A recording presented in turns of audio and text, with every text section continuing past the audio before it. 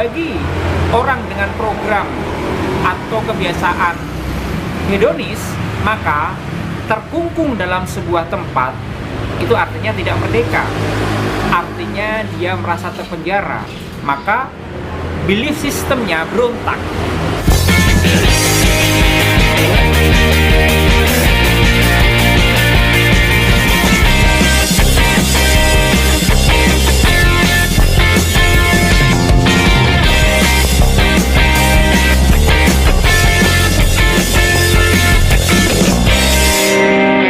Jadi begini, sebenarnya kalau dari sisi perilaku tidak ada yang aneh dengan keluarnya Rahel V-nya dari karantina. Karena begini, Rahel V-nya adalah seorang generasi milenial, kebetulan dia selebgram, di mana kehidupannya lebih cenderung enak, nyaman, dan hedonis.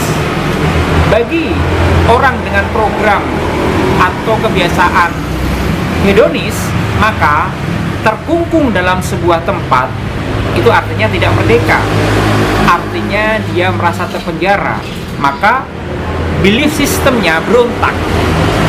Jadi dalam ilmu neurolinguistik program, belief sistemnya atau kepercayaan dirinya atau anggapan diri seorang yang bebas itu menjadi terkungkung, maka dia berontak.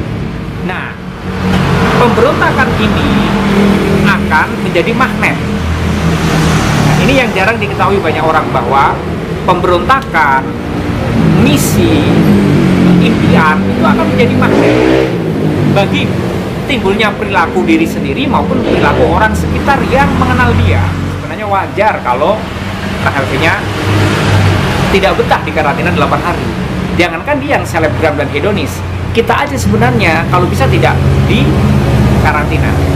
Yang menjadi persoalan adalah itu karantina resmi dijaga ketat oleh aparat resmi di Wisma Atlet. Artinya kan itu program resmi pemerintah dijaga. Nah, yang menjadi pertanyaan kan kenapa dia bisa keluar dari situ?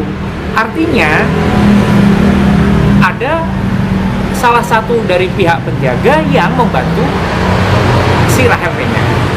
Pertanyaannya, kenapa ada orang yang berani membantu seseorang untuk melanggar aturan negara, kan gitu? Tidak selalu berniat jahat, Bang. Dia hanya pemberontakan tidak bebasan, itu doang.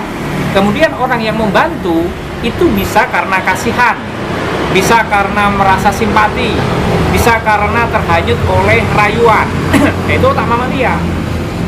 Maka otak mamalia yang dominan akan cenderung mengajak otak reptil untuk menghasilkan perilaku, yaitu perilaku tidak tertib, perilaku melarikan diri. Jika si Rahel V-nya dan orang yang membantu dia keluar dari karantina itu pakai prefrontal cortex, otak intuitif, kreatif, kolaboratif, dan otak budi pekerti luhur, maka tentu saja dia akan mengurungkan niatnya untuk keluar, karena jelas berefek tidak bagus bagi Rahel V-nya sendiri dan pihak yang membantu Rahel V-nya. Ini kan kabar burung, kita tidak tahu pasti. Tetapi kalau analisa perilaku begini, seseorang akan berani melakukan sesuatu yang ekstrim dengan resiko tinggi, apalagi ada resiko hukum, pasti dia punya sandaran atau penopang atau pendorong.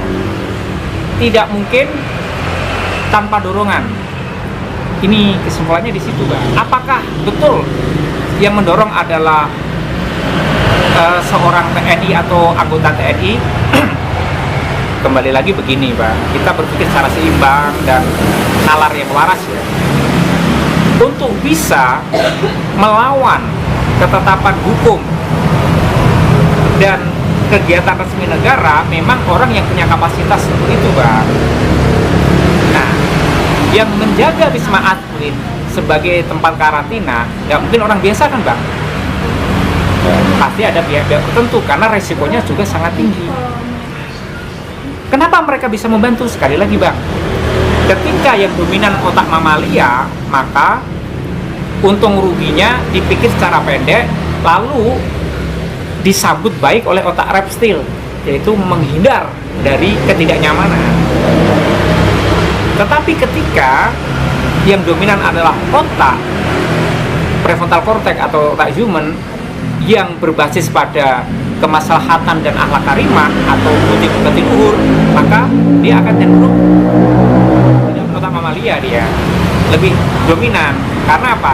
Dia ingin mengejar kenyamanan, gitu loh, mengejar kenyamanan, keluar dari ketidakmerdekaan, dan dengan cara yang tidak terlalu ekstrim, misalkan merusak. Kan tidak merusak, Bang.